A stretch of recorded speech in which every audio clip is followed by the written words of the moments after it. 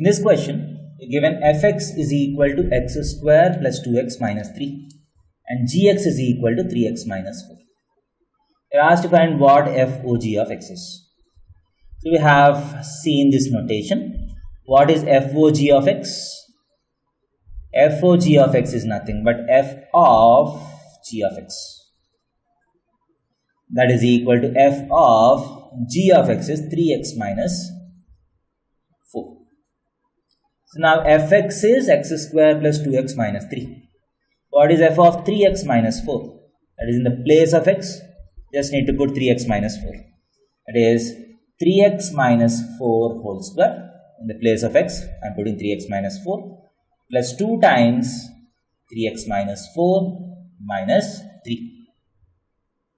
So that is equal to, you can do the expansion here. A minus b whole square is a square plus b square minus 2ab minus 2 into 3 into 4 minus 24x plus 6x minus 8 minus 3. That is equal to 9x square. So minus 24x plus 6x is minus 18x plus 16 minus 8 minus 3 is plus 5. So FOG of x is 9x square minus 18x plus 5 is the answer.